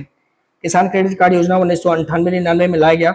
बजट 2025-26 में केसीसी से मिलने वाले अल्पकालिक ऋण की सीमा 3 लाख रुपए से बढ़ा करके 5 लाख रुपए करने की घोषणा की गई है। तो हो जाएगी तो मचा जाएगा।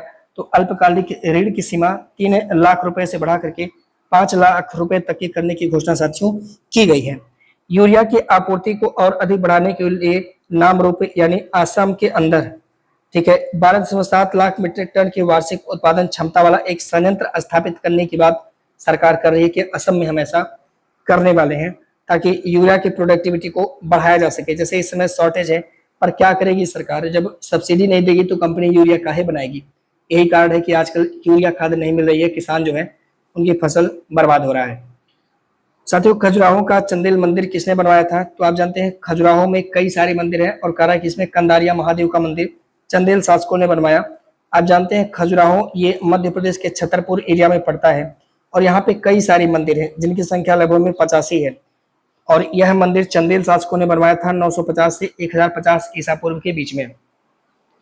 यहाँ पे जो ये मध्य प्रदेश में है खजुराहो, आपको पता होना चाहिए। यहाँ के जो मंदिर है वो वैष्णव धर्म से, शैव, शाक्त और जैन धर्म यानी सभी धर्मों से संबंधित है। इनमें से जो कंदारिया महादेव का मंदिर है वो सबसे सर्वोत्तम मंदिर है और यहीं पर मांगतेश्वर मंदिर है जो कि भगवान शिव को समर्पित है। तो 85 मंदिर है तो 85 का नाम थोड़ी याद करना है, कुछ का आपको याद रखना है। जैसे कंदारिया महादेव मंदिर तो चंदेल राजाओं ने ही बनवाया खजुराहो का मंदिर, ये बात थोड़ा सा हजम करना है। निम्नलिखित में से किस पुस्तक की रचना प्रसिद्ध कवि कालिदास द्वारा नहीं किया गया? मेघदूतम, कुमार संगम, उत्तर रामचरितम या ऋतु संहारम? मेघदूतम, कुमार संगम, ये सब तो किया गया, ऋतु संहारम का भी किया गया साथियों, लेकिन उत्तर रामचरितम इनकी रचना कालिदास नहीं किए हुए हैं। सी हो जाएगा प्रश्न का आपका सही जवाब, राइट आंसर। देखिए आप जानते हैं अष्टाध्यायी के लेखक कौन है? तो पाणिनि, महाभाष्य, पतंजलि, यास्क जो है निरुक्त के लेखक है, कात्यायन वार्तिका लिखा, मुद्रा राक्षस, विशाखदत्त, अमर सिंह, अंगमर कोश। मेघदूत, कुमार संभव, मालविकाग्निमित्रम, अभिज्ञान शकुंतलम, ऋतु संहारम, कालिदास। दंडिन ने 10 कुमार चरितम की रचना की हुई है। तो दंडिन वाला बहुत बार पूछता है 10 कुमार चरितम, हम लोग सोचते हैं कि कालिदास मार देंगे और गलत करके चले जाते हैं। दीपोर बिल वन्यजीव अभ्यारण्य निम्नलिखित में से किस राज्य में स्थित है? तो साथियों आप जानते हैं जो दीपोर बिल वन्यजीव अभ्यारण्य है यह असम राज्य में पड़ता है। तो इस प्रकार सही जवाब प्रश्न का कौन सा हो जाएगा? आपका डी हो जाएगा राइट आंसर यहाँ पे, ठीक है। देखिए असम में कुछ स्थित वन्यजीव अभ्यारण्य जैसे गर्म पानी वन्यजीव अभ्यारण्य है, फिर मानस, औरंगा, दीपोर बिल और पूर्वी कार्बी आंगलांग असम में है। ऐसे तेलंगाना में पाखल, नागार्जुन सागर, श्रीशैलम, प्राणहिता और किन्नर सेन, ये तेलंगाना में कुछ वन्यजीव अभ्यारण्य हैं जिन्हें आपको ध्यान रखना है। अगला निम्नलिखित में से कौन अरब सागर में चलने वाली गर्म और सुस्त रेत की हवा है? तो अरब सागर में चलता है, आप जानते हैं सिमूम नाम का जो गर्म और शुष्क हवा है ये अरब सागर में चलता है। डी हो जाएगा प्रश्न का राइट आंसर है। ब्लैक रोलर यह उत्तरी अमेरिका में चलता है, जबकि सेंटा एना ये भी उत्तरी अमेरिका के कैलिफोर्निया की खाड़ी, जो कैलिफोर्निया की खाड़ी वाला क्षेत्र साथियों वहां पे साथियों ये चलता है, इस वाले एरिया में। योमा ये जापान में चलता है, ये भी इंपॉर्टेंट है, गर्म हवा है। सिमुम ये तो अरब के रेगिस्तान में धूल भरी आंधी। सामल इराक, ईरान और अरब के मरुस्थल में चलता है, आधी है। सिस्टन जो है पूर्वी ईरान के ग्रीष्मकाल में चलता है। हबूब जो है उत्तरी ईरान में चलता है। इनका नाम आप प्लीज याद रखना, लोकेशन भी आप थोड़ा सा इसका याद रखना, स्क्रीनशॉट कर लीजिए। अगला, दुशानबे निम्नलिखित में से किस देश की राजधानी है? दुशानबे ये आप जानते हैं मध्य एशिया का देश है साथियों। कौन सा देश है? तो ताजिकिस्तान, इसकी राजधानी है साथियों दुशानबे। सी हो जाएगा प्रश्न का आपका सही जवाब, यानी राइट आंसर। ठीक है, देखिए बात करेंगे कजाकिस्तान, तो इसकी राजधानी Nur Sultan. Kyrgyzstan Bishkek, Tajikistan Dushanbe. Turkmenistan Ashgabat, Uzbekistan Tashkent, Armenia Yerevan, Azerbaijan Baku. Bahrain की राजधानी मनाम, साइप्रस निकोसिया, तिबिलसी, या जो जॉर्जिया की राजधानी, इराक की राजधानी साथियों बगदाद। अगला सवाल करते हैं नेक्स्ट। साद नोग क्रेम एक पंचदिवसीय धार्मिक उत्सव है, यह निम्नलिखित में से किस राज्य में मनाया जाता है? तो साथियों आप जानते हैं यह मेघालय में मनाया जाता है। साद नोग क्रेम एक महोत्सव है, डी हो जाएगा प्रश्न का आपका सही जवाब, यानी राइट आंसर। मेघालय में आप जानते हैं वांगला महोत्सव मनाया जाता है। रज पर्व ओडिशा में कई बार चर्चा हो चुका है। पोंगल त्रिशूलपुरम केरल में। नागालैंड में मोत्सु, हार्नबिल और सेक्रेई महोत्सव। मिजोरम में चापर चार कूट और मीमकूट, फिर पावलकूट महोत्सव, कूट मतलब मिजोरम। असम में बिहू महोत्सव, माजुली महोत्सव, असम चाय महोत्सव, अम्बु बाची महोत्सव। अगला सवाल है जवार निम्नलिखित में से किस राज्य का लोक नृत्य है? तो साथियों आप जानते हैं जवार जो यह लोक नृत्य है इसका संबंध है मध्य प्रदेश से। मध्य प्रदेश का एक जनजातीय नृत्य होता है। सी हो जाएगा आपका प्रश्न का सही जवाब, यानी राइट आंसर। ठीक है, असम में अभी आपने देखा बिहू नाम का नृत्य होता है, बिछुआ नाम का नृत्य होता है साथियों। तो बिहू, बिछुआ, नट पूजा, महारस, नागा नृत्य, खेल गोपाल या कानोई, ये सब। छत्तीसगढ़ में गौर मारिया, पंथी, राउत नाच, फिर पंडवाड़ी, फिर वेड़ामती, फिर कपाली किए। मध्य प्रदेश में जवार, ठीक है, मटकी, खाड़ा नाच, फिर फूलपति, गिरदा नृत्य, गिरदा याद रखिएगा। फिर मणिपुर में थांगटा संकीर्तन, फिर लाई हरिबा नृत्य, फिर बसंतरास नृत्य, ये सब। गोवा में दकनी खोल या फिर झागोरा नृत्य, ये सब पड़ता है साथियों। ठीक है,